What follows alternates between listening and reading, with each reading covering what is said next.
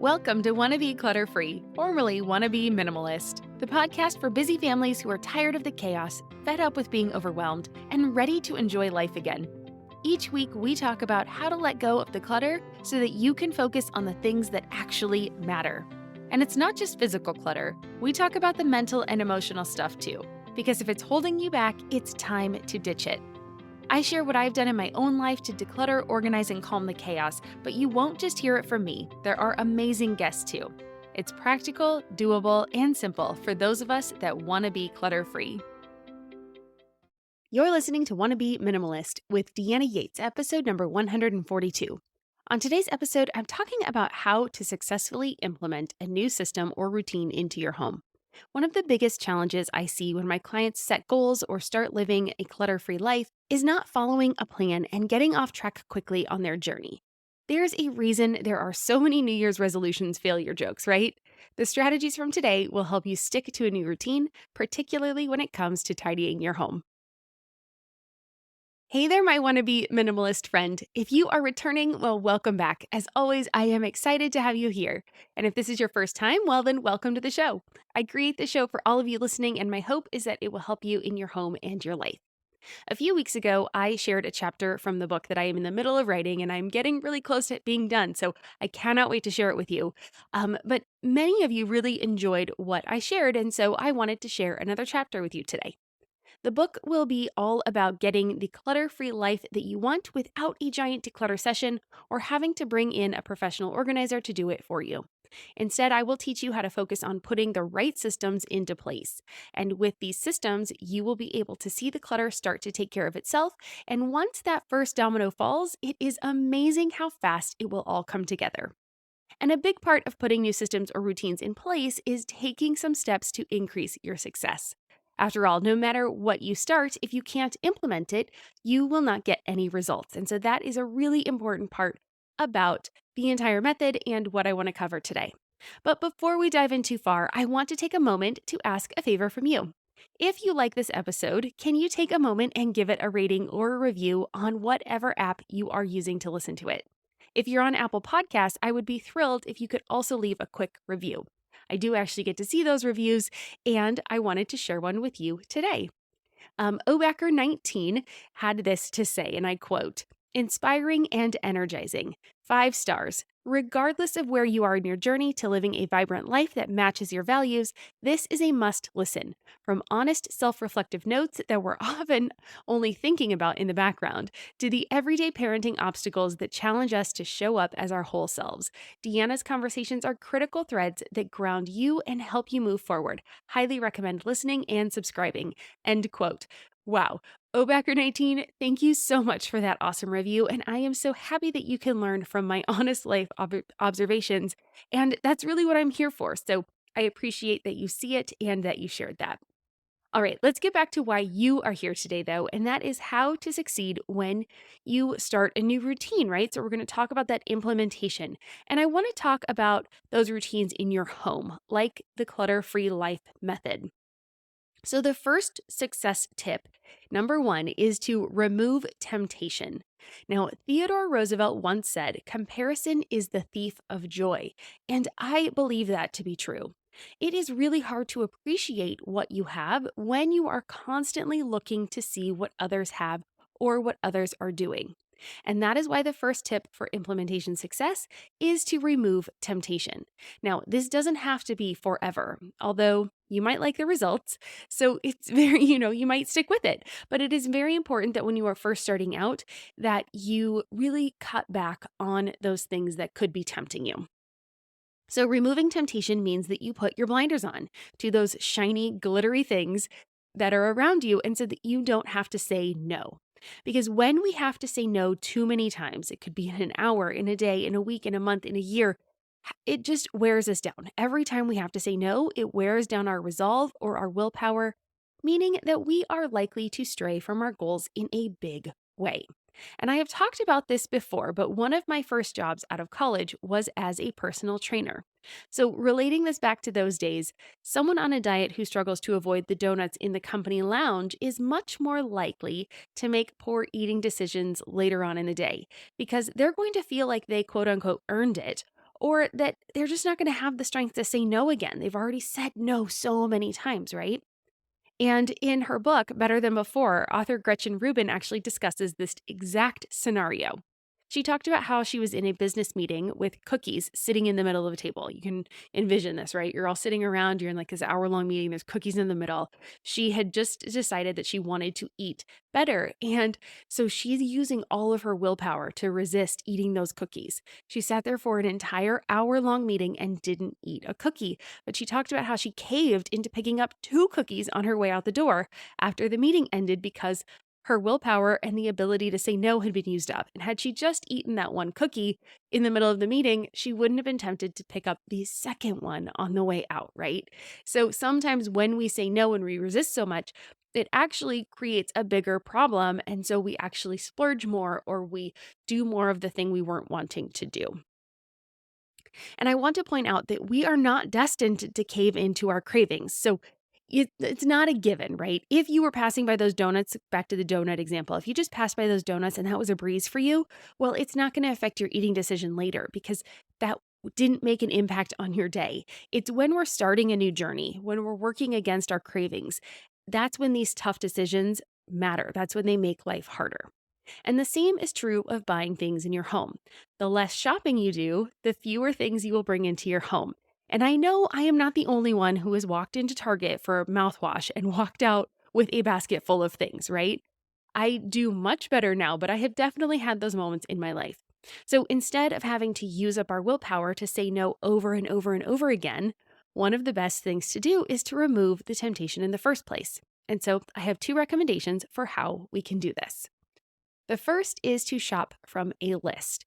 Now, one of my favorite ways to remove temptation is with a list because this makes me more intentional about what I bring into our home. So before heading to a store, I spend some time thinking about what we need and I physically walk around our home. I actually do this. I take a notebook and I physically walk around our home. So if it's grocery shopping, I'm going to look through our pantry. I'm going to make a note of what we actually have. I'm going to look through our refrigerator and through our freezer. And I'm going to make a physical list. And then it's going to, because doing that, walking around, it's going to help spark ideas for the items that I might have forgotten about. Because I know we've all had those moments where we go to the store, we get home, and we realize we forgot something, right? And if it's something that's really important, we're going to have to go back to the store. And the likelihood that we're going to walk out with just that item, it diminishes, right? Every time we go into a store, there's a likelihood we're going to buy something else. So if it's things I need in my house, like if I'm going to Target and I need to buy something for the house, it's like a house shopping day, toilet paper, toiletries, things like that. Then I'm going to walk around the house and make sure I'm not missing anything because there have been things I've missed, like our detangler, my daughter's detangler, that it actually stays in the living room because that's where I brush her hair when we're watching something so that she's distracted. So those kinds of things, I am going to actually walk around my entire house to make sure I'm not forgetting anything. Now, a side note, I also like to keep a running list of things and I add to it whenever I think of something we need. So if I notice we're running low on that detangler, I will go put it on the list so that when it becomes the shopping day, I have that list already started. But when you're creating a list for the very first time, I find the activity of actually walking around your home to be very helpful. And here's another little trick because we're not perfect, right? I mean, there's probably going to be something you forget on the list. So when you're shopping from a list, give yourself permission to buy only 1 or 2 things that are not on the list and stick to it. So if you're walking around the store and you find things, you're like, oh, I forgot to put that on the list. I forgot to put that on the list. Put them in your basket. That's fine. But make sure you only get 1 or 2 of those things that are on the list. It might feel harsh at the beginning, but it's going to help you be better at the list making process going forward. Okay. It also helps you not feel so deprived and it stresses you out less when you're putting your list together. And over time, you're going to get better at making your list, but only if you follow through on your plan. So if you say, I'm going to shop from a list, and then when you get in the store, you just buy whatever you see, you're not actually following that plan. So please give it a try. That one really works well for me. The second way that I remove temptation is to shop less often. So, when you shop less frequently, you are encouraged to be more creative within your space and use up the items that you already have before you shop for more. So, I wear a capsule wardrobe, so I don't go shopping very often for clothes. I try to do things that mix and match a lot so that I'm not out purchasing a lot of new items on a regular basis. I do meal planning, and so I will not grocery shop as often. I can get away with grocery shopping about every 10 days when I meal plan. And then I also get a produce delivery from a local farm every week. And so I don't necessarily need to buy the fresh produce at the grocery store. It actually comes delivered to our door. And there's other ways that I can kind of get away with shopping less frequently because I'm not afraid to experiment or to substitute things. So let's say I'm cooking a meal. Actually, I had an example the other day. I needed hoisin sauce for a recipe, and I didn't have hoisin sauce on hand, and I was not going to go to the grocery store just for this one thing. So I Googled it if I could replace anything with it, and barbecue sauce came up. And I thought, okay, well, they have similar textures. Similar colors, so that was going to be helpful. And while the flavors were not exactly right, the meal was still delicious. And I didn't get any complaints from my family. They're very supportive that way. It actually did taste pretty good. So that wasn't that bad. But it's interesting. There are a lot of things we can get away with, and you have a computer in your pocket with your phone. And so you can Google a lot of things and find different ways that especially with food substitutions, there are a lot of options. So try to be creative when you come into a problem and just take a moment and think, is there another way I can solve this problem without rushing to the store to buy something new? And another way you can remove temptation is to stop magazine subscriptions or marketing emails, things like that. So again, this does not have to be forever, but a magazine subscription, even if it's like a magazine, like I don't even get magazines. I can't even name one right now. That is going to have a ton of ads in it. And whether you think you look at those ads or not, your brain actually does see them. And it just gets you in that mood of comparison. And so, if we can stop those magazine subscriptions, if we can stop getting the catalogs are pure advertisement. So, get rid of catalogs and we can stop marketing emails. That's going to be a really helpful way for you to just take that out of sight, out of mind. You won't even be tempted to compare or to buy those things in the first place. So, try that. Go on a low information diet maybe for a while and try not to get those catalogs and magazines and subscriptions. Trust me, your wallet will thank you, and so will your brain. It'll be a lot clearer for you to be able to see what you actually need versus what you want. And so that's tip number 1, remove temptation. I'm Margaret. And I'm Amy. And together we host the podcast, What Fresh Hell? Laughing in the Face of Motherhood. Margaret, I would say you're sort of a where are my keys kind of mom. Correct. Sometimes a where are my kids kind of mom. Well, you're, Amy, more of a we were supposed to leave 35 seconds ago, mom. Touche. In each episode of What Fresh Hell, we come at a topic from our usually completely opposite perspectives. I bring the research. And I bring kind of the gimlet eye. Like, is that research really going to work, people? And almost 10 million downloads later, we're still laughing. We also talk to experts in the parenting field, plus parents with stories we can all learn from. We make each other laugh, we challenge each other's assumptions, and we have what we think is the best parenting community on the internet. Check out What Fresh Hell? Laughing in the Face of Motherhood wherever you listen to podcasts.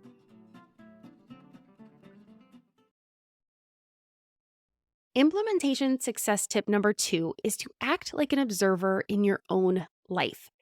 Now, this tip will work for a multitude of goal setting criteria, but I'm going to talk about this from a perspective of decluttering and organizing your home. That's why you're here. Want to Be Minimalist show, we talk about getting our home tidy. Now, the truth is we can become blind to the stuff in our homes. It's called clutter blindness, and it's the idea that we get used to our environment, right? Both good and bad. We get used to living in the mess. It might drive us crazy, but we kind of get used to it, and then we get overwhelmed by it, and then we kind of just feel defeated, right? Or we get something new, and even though you were super excited, you see this even with the things you were the most excited to buy, a new car, a brand new outfit, new kitchen gadgets, whatever, that shininess, that excitement, it fades, right? You get used to it. It just becomes another part of your life. And so we got to be careful about this because we can become numb to the things that are around us.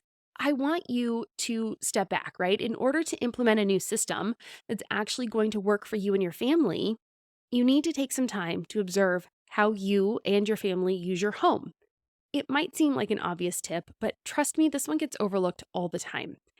And one way you can do this is just look at each space with a fresh eye. Pretend you have never seen your home before.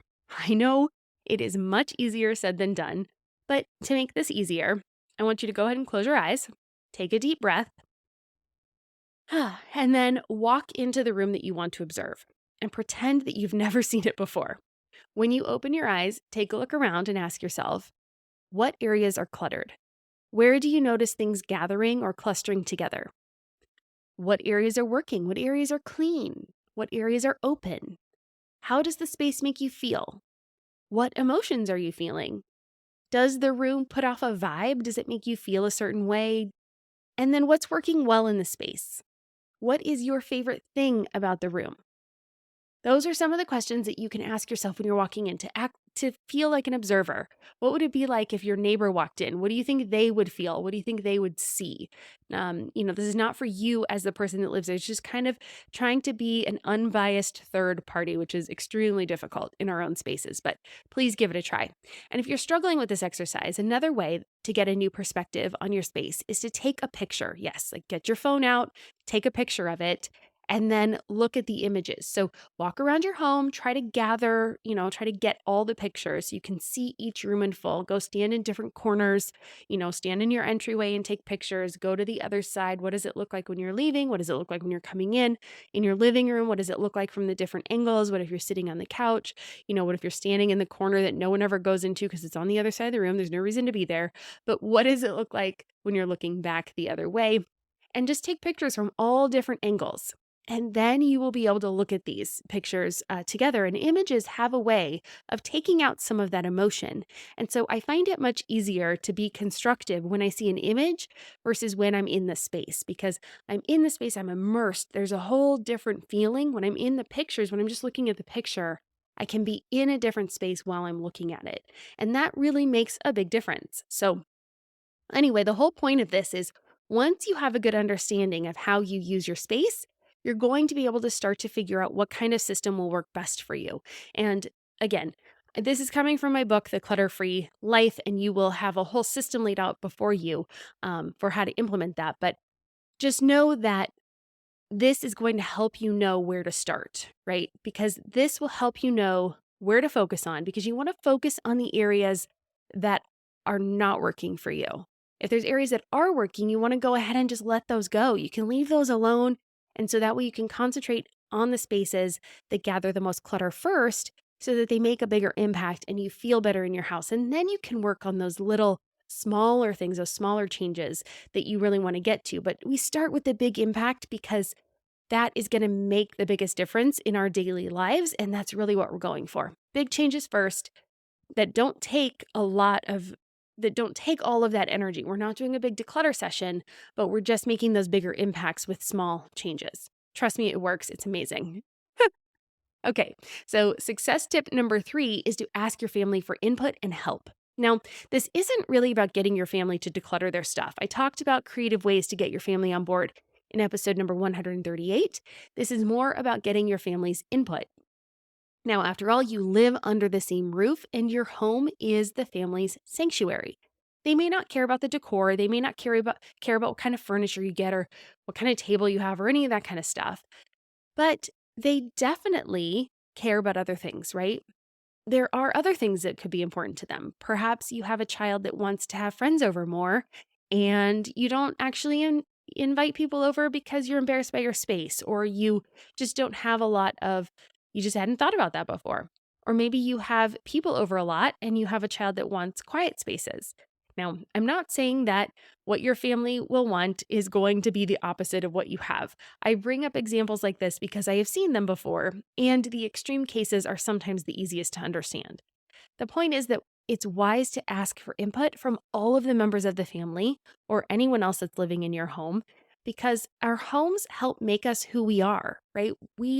They're our sanctuary. They're where we kind of find our identities and then project those out into the world. And so we want to make sure we're very comfortable at home, and our stuff has a big part in that. It plays a big part in that. So we want to make sure that everybody's feeling comfortable, that everybody feels at home in their home. But this can also help relieve the pressure for you thinking that it's all on you to make everyone feel happy at home. We want everybody's input so that we're in this together. And if you are looking for more advice on getting your family to declutter, please remember to check out episode 138. Okay, success tip number 4 is to give yourself enough time. Now, if you are trying to implement a new system in your home, you're going to need to give yourself enough time. Again, this stuff doesn't happen overnight. You didn't get all of this stuff. It didn't just all show up in your home overnight. So it's going to take you a little bit of time to work through it, declutter it, organize it, tidy it, whatever we're doing. You can't do it all in one day. And so I don't want us to have this expectation that it's going to happen that way, but it also doesn't need to be some giant looming project that we have to get to, right? I'm a big fan of 15-minute declutters. I have lots of information on 15-minute declutters. I'll leave links in the show notes. But you can really make a big impact in just a few minutes. So if you can set aside time every day, fantastic. If you can set aside time only a few times a week, that will get you there too. Idea is that we just want to be purposeful in what we are doing so that we make progress in the right way. But we have to make sure that we have the right perspective, that we're not expecting that this is going to resolve itself immediately. I want us to make sure that we're in for the long haul. So that's success tip number 4 is just to make sure you give yourself enough time. Make sure you are aware of what's happening, knowing that that time can be as little as 15 minutes, but just that we're going to be consistent with it, okay? And that it's not something that we're just going to rip off a Band-Aid and be completely done with it. We are going to need to make progress over time. And success tip number 5 is to start a gratitude practice. This has been one of the game changers in my life. Honestly, it goes back to that comparison mode we talked about in tip number 1 and having to remove temptation. When we focus on the things we don't have, we will never have enough. But when we focus on what we have and what we're grateful for in our lives, we will understand that we have more than enough.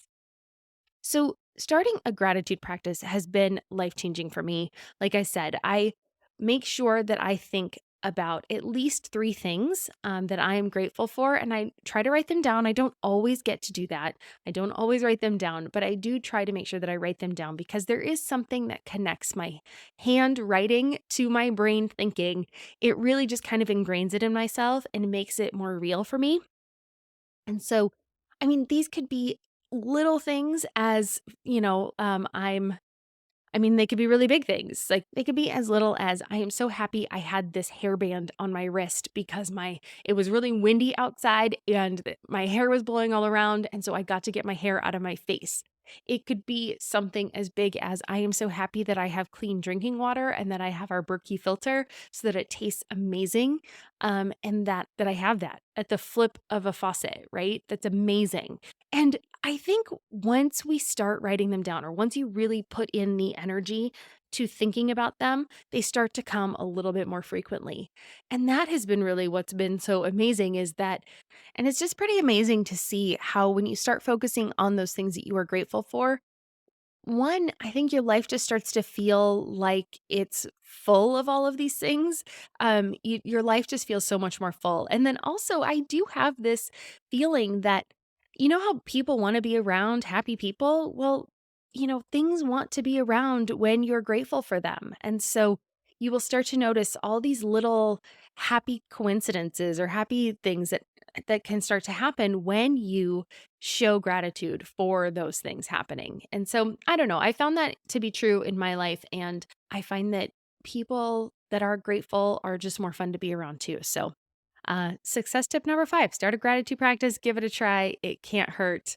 And I swear by it. So, all right, let's move on. Success tip number 6, and this is our last one, is to be honest. No one is grading you on your progress except for you, right? This is all about you. This is a personal journey. This is you and your family, and those are the people that you should be able to be the most vulnerable around. And so I really want to encourage you to just be honest, open up, communicate, have an open dialogue with your family and with yourself, and just figure out what it is that you really want. What do you truly value? I talk about that a lot in the method because it really does come down to what do we value? What matters most to you and your family, the people in your home, for creating that space in your home. And if it doesn't matter to you, don't measure it. Don't worry about it, right? You can let it go. It doesn't matter what's on Pinterest. It doesn't matter what the colors of the year are. We don't have to put magenta things in our house because that's the color of the year. We don't have to paint our homes a certain color. It really comes down to what do we value? Who do we want to be? What do we want our house to feel like? And then being honest that we are committing to this process. If it really matters to us, then commit to it. No one else is grading you on this. There isn't a timeline, a deadline, there's no finish line really, because trust me, when you get to the next level, you will probably think, oh, there's something else I want to do. I want to go do this now, or I want to be this, or, other opportunities are going to open to you that you didn't even know were possible. And so don't think of this as a finish line. Think of this as the next level you want to get to, and then knowing that life is a staircase and you're just taking it one step at a time, and you kind of don't know what is past the next step. So be honest with yourself as you're going through this. Look at the goals, break it down, create a plan, and then implement on it. And then if you mess up one day, no big deal. I messed up today. Okay. That's okay. No big deal. Start again. Start right now. Start tomorrow. Give yourself that grace to say, I'm not perfect, but I'm going to keep doing my best. Don't use it as an excuse. Don't use your mess ups as an excuse to give in and give up, because that is not what it's about. We're not here to be perfect. We're not here to be a measuring stick or measure ourselves against other people. This is how we want to be living our lives and how we want to move forward. So that has been really helpful in my life, just knowing what is it that we want. And I don't buy all the things that everyone else has, right? Like I did just buy a new phone, but I hadn't bought a phone since the 8. I had an iPhone 8 and now I got the 14 and it's great. And the reason I have it is because I want better pictures. I don't need anything else on the phone. It's my camera though, but now I have a really good camera with me in my pocket and I can take better pictures of our family, which I really like looking back on. So those are the kinds of things. Be honest about why you want the things you want and the values you want in your life. And then that's going to make it easier for you to implement any new system that you put into your life or bring into your home. And I know that implementing these new systems can be daunting, but it doesn't have to be impossible. So look back at these 6 success tips and, start implementing them. You can use them in a system like the Clutter-Free Life Method, which I promise I will talk about more. I cannot wait to get the book out to you. But it can be used in any new method or process that you're putting into your life. Any goals you start, any, new systems, any new habits you want to implement. All of these tips will work for that. Just tweak them so that they're not so home or stuff centric, and you'll see that it will help you be successful. And with that, I want to turn it to you. Which of these implementation tips are you most excited to start? Come on over to the Wannabe Minimalist group on Facebook and share. I would absolutely love to know, and I know the other members would too. And as always, I will have links to additional resources on my website at wannabeclutterfree.com/142. Again, that's wannabeclutterfree.com/142. And with that, I hope you have an amazing day, and I will see you back here next week for a guest interview with Corey Temeldon. We are discussing minimizing and organizing from her perspective as an ADHD mom. It was a fun conversation, and I really think you'll enjoy her perspective, so make sure you join us next week. I'm Deanna Yates, and you've been listening to Wannabe Minimalist. Cheers.